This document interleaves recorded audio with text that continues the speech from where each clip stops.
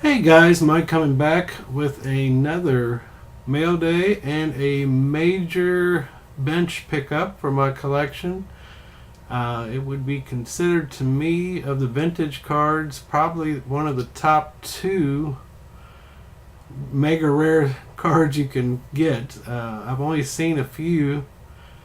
Uh, SGC had never graded one, and I don't think they know how to grade it, to be honest. And PSA's only graded like 10 or so. And they rarely pop up. There are actually three on eBay right now, and I call it the eBay Museum. And if anybody collects, especially players, they know what I'm talking about. Me and Brian, my friend, call it the eBay Museum. Well, actually, he came up with it. But it's I gotta give credit to him. But we call it the eBay Museum. Fantastic cards that are so overpriced that they'll never be bought. And this card here has got, there's one listed for almost $4,000, and there's one listed for like $2,200, and there's a cheap one for $1,500 on there right now. So I didn't have to pay any of those prices.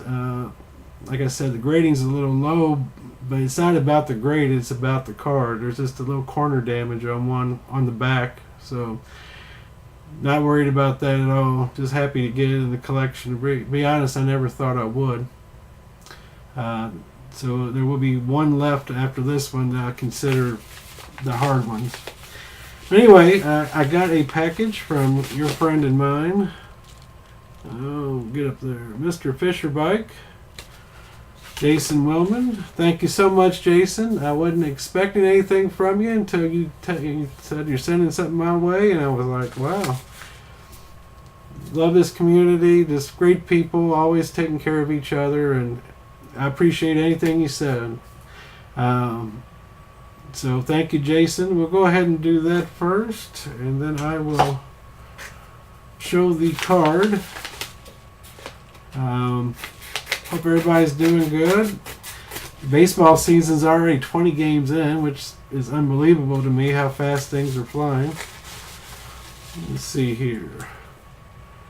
Michael, please enjoy the small token of my appreciation. Keep up the good work, your pal Jason.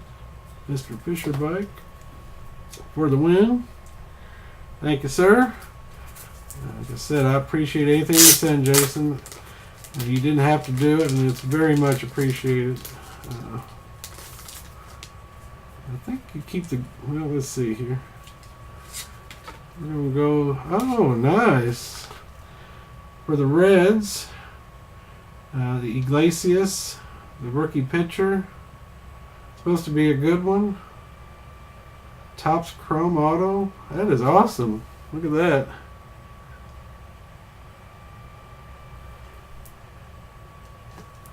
Very nice. Thank you, sir. This is awesome. My wife is going to love this. When we went to the National, and I guess it was 14, I got to meet Bench, and my wife got to meet her all-time favorite player, Johnny Damon. I wonder why that is the case. This is post-caveman days, but she was like Giddy's schoolgirl, that's for sure, at the prospect of meeting. She played it off the whole time until she met him, and then it was like, wow. But this is out of the ballpark collection. Bronson Arroyo. He actually left for a few years. He's been injured a lot the last 2 years with, I think, Arizona, maybe another team. And they actually brought him back this year, and he's actually won his last 2 games. Not a great pitcher, but a very good pitcher. We call them innings eaters. He's like the Fantastic 4 or 5 guy for you. Until the last couple of years, he was never on the DL.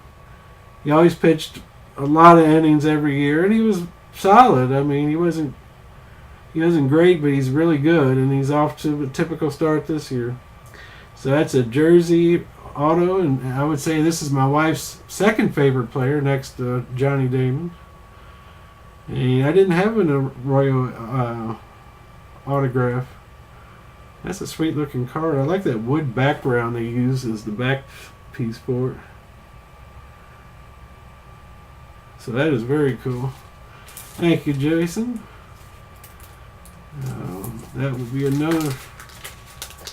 Yeah, I saved this one for last because I know what set it's out of and I know who it is. So we'll look at it together.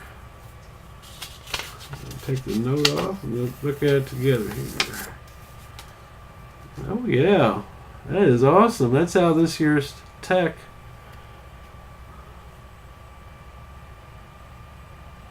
Let me take it out of the holder here. This is the, don't ask me, it's a red diffractor something. It's not numbered, but these reds are hard to find. In fact, I don't have this, Jason. I've been kind of negligent on my tech so far this year. I've got some of the cards in. I've been waiting for prices to drop. But I'm pretty sure I don't have a red, whatever this thing's called. That is beautiful. Thank you so much, Jason. I really appreciate it. Those are fantastic gifts, and you know how I roll. So, in the near future, be watching your mailbox, because what goes around comes around. That's awesome. I didn't have any of these, and I love the Arroyo, and at least my wife will love the Arroyo for sure, and another card to take off the tech list for bench. Hope you didn't spend too much for that. That's those kind of pricey, those red refractor, whatever doohickeys they call them. So thank you, sir. You're one of the kindest guys on here, nicest guys. I always enjoy talking to you in our chats. And all the best to you and your Red Sox, my wife's favorite team also. Now, this is a 1973 Topps Pinups, Johnny Bench. I had the guy graded SGC just because I wanted to make sure there was nothing wrong as far as trimming or altering or anything like that. They're off-centered intentionally, so SGC might have got that thinking it was off-centered or something like that. I might have to talk to them, because they've never done a bench one at least. 1973, I showed you the puzzle my last video. That was a 74 test issue from Topps. They did a lot of test issues back then. And this is 1973 with the pinup, and they also did some comics on 1973. Both of them are mega rare. They never got released, I think, outside the Boston area. They were given to a few dealers, and they just dropped it. One of the weird things is his helmet doesn't have a logo on it. So even though it's a Topps product, you would think they could have went ahead and left the C on it and all that kind of stuff. But they didn't. They airbrushed that out. So I guess since it wasn't an official issue, they couldn't do it. But I heard it was never released to the public, just handed out to a few people up in Boston area. And there's only a handful of them, and they are mega rare, and they get big money. I was lucky enough to come across a dealer that had one raw, and we worked it all out. And if I can find, this is probably all his cards that were issued, regular issue Topps type stuff, and in test issue. This is probably one of the top 2 cards that are hard to get. The other one's the comic from the same year. But anyway, I'm going to shut up now and just show the card. But it's just, this is a 1973 Topps pinup. I think they did 12 of them. I'm getting a lot of glare, I'm sure. But these are really cool. Look great in the SGC frame. Just beautiful. So you can see there's no C on the helmet. And on the back, they look like they are miscut, to be honest. The little circle with the little angles to it looks like it's off-centered. If you look, which is kind of neat, I never noticed it till I got this one, that there's a little picture of bench on the back too, looking for a pop-up, a foul ball.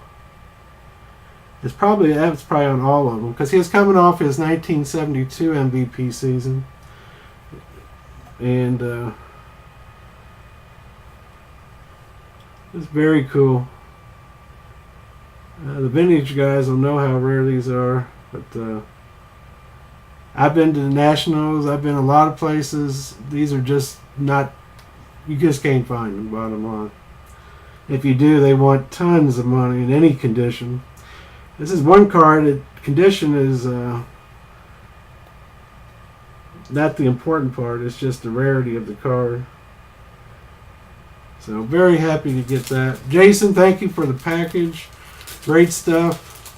I'll be hitting you back soon. And I appreciate it. I hope everybody's doing well, enjoying the start to the baseball season.